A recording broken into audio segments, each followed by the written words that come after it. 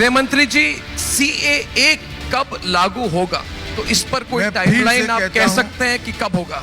मैं फिर से कहता हूं, सीएए ये देश का कानून है, पत्थर पर लकीर है, ये वास्तविकता है, ये लागू होगा ही होगा और इस चुनाव के पहले होगा। आप आज से 5-10 साल बाद किसको विपक्ष देखते हैं? 10 साल आपने पूछा, इसलिए मैं मेरा एक आकलन कह रहा हूं, 10 साल तक तो मोदी ही है।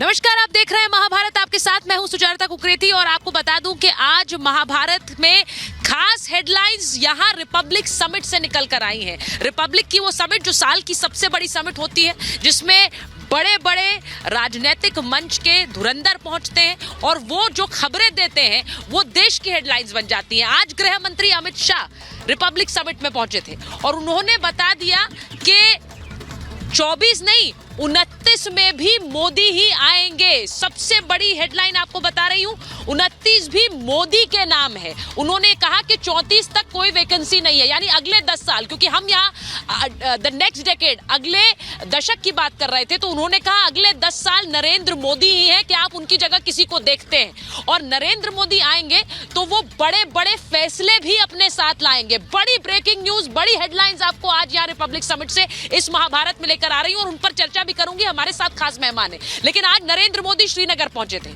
और श्रीनगर वो पहुंचे हैं 370 हटने के बाद। वो फैसला जो कभी किसी ने देश में सोचा नहीं, दशकों तक के, पीढ़ियों तक के लिया जाएगा और यहां 370 हटेगा।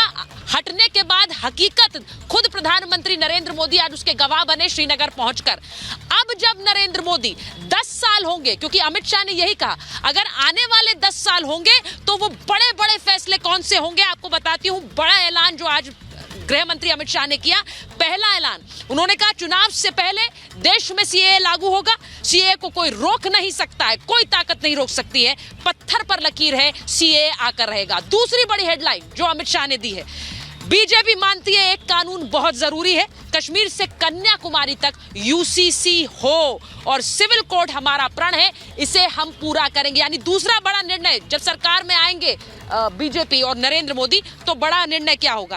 तीसरी बड़ी खबर, ब्रेकिंग न्यूज आपको बता रही हूं, मोदी की तीसरी पारी में नक्सलवाद का खात्मा, ये गृह मंत्री अमित शाह ने कहा। अगले 1 साल में नक्सलवाद मुक्त होगा भारत और हमने आतंक के लिए फंडिंग को खत्म कर दिया है, इसलिए हमें भरोसा है नक्सलवाद खत्म हो जाएगा। और चौथी बड़ी खबर, 2029 में फिर मोदी, यानी अब 24 की बात नहीं कर रहे हैं, वो 29 की बात कर रहे हैं। 10 साल तक मोदी ही है, ये मेरा आकलन है। उन्होंने कहा जो परफॉर्म करेगा, देश चलाने का अधिकार उसे ही होगा, देश ही अधिकार देगा और बाकी लोग विपक्ष में बैठेंगे। तो ये 4 बड़ी खबरें जो बताती हैं कि अगला कार्यकाल और उसके बाद का कार्यकाल, क्योंकि यही अमित शाह कह रहे हैं, क्या लेकर आएगा। एक रिपोर्ट देख लीजिए।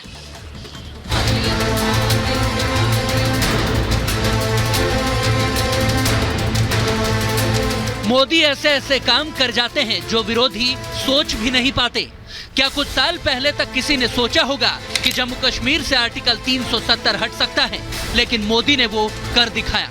और 370 हटने के बाद पहली बार पीएम मोदी श्रीनगर पहुंचे तो तस्वीर बदल गई। जहां कभी खौफ का साया होता था, अब वहां तिरंगा लहराने लगा है। करोड़ों की सौगात मिल रही है, विकास की बयार बह रही है। कुछ परिवारों के फायदे के लिए जम्मू कश्मीर को जंजीरों में जकड़ दिया गया था। आज 370 नहीं है, इसलिए जम्मू कश्मीर के युवाओं की प्रतिभा का पूरा सम्मान हो रहा है।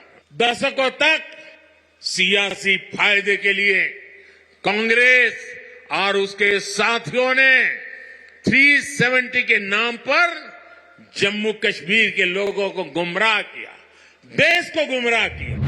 मोदी की जम्मू कश्मीर यात्रा से माहौल बदल गया है। 370 हटाने वाले मोदी ने अगले चुनाव में बीजेपी के लिए 370 सीटों का टारगेट रखा है, क्योंकि 24 में मोदी को बम्पर बहुमत चाहिए। तभी तो एनडीए 400 पार का नारा दिया है। लेकिन ये कैसे मुमकिन होगा? रिपब्लिक के मंच पर खुद मोदी के योद्धा और देश के गृह मंत्री अमित शाह ने बताया, प्रधानमंत्री जी ने 370 सीट की टारगेट फिक्स की है और एनडीए का अपना टारगेट 400 का है।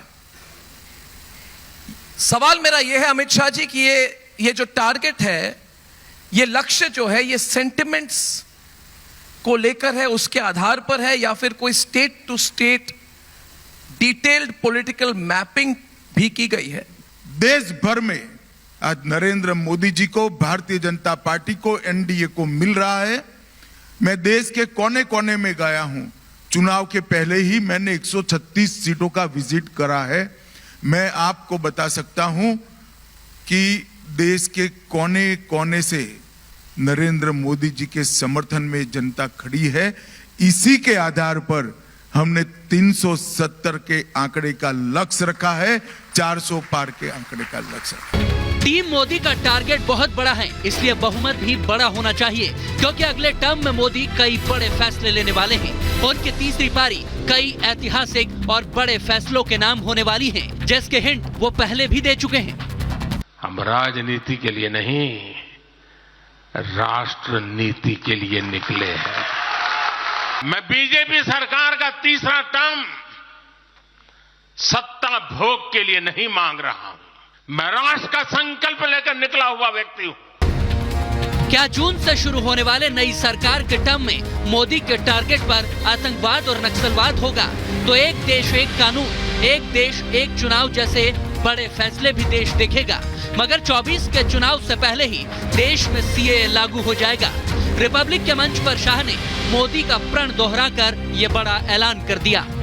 मैं फिर से कहता हूं, सीएए ये देश का कानून है, पत्थर पर लकीर है, ये वास्तविकता है, ये लागू होगा ही होगा, और इस चुनाव के पहले होगा। यूनिफॉर्म सिविल कोड सिर्फ भारतीय जनता पार्टी का एजेंडा नहीं है। भारतीय जनता पार्टी का एजेंडा तो है ही।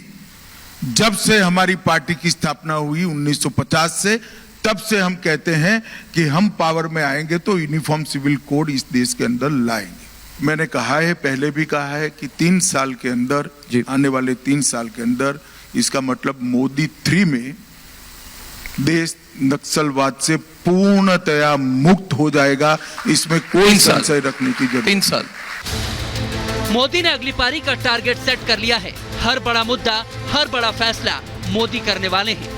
जल्द ही सीएए लाने की तैयारी है, तो अगली पारी में यूसीसी से लेकर कई चौंकाने वाले फैसलों की बारी है, क्योंकि 24 में 400 पार वाली मोदी की जीत बड़ी भारी है। Bureau report, Republic Bharat.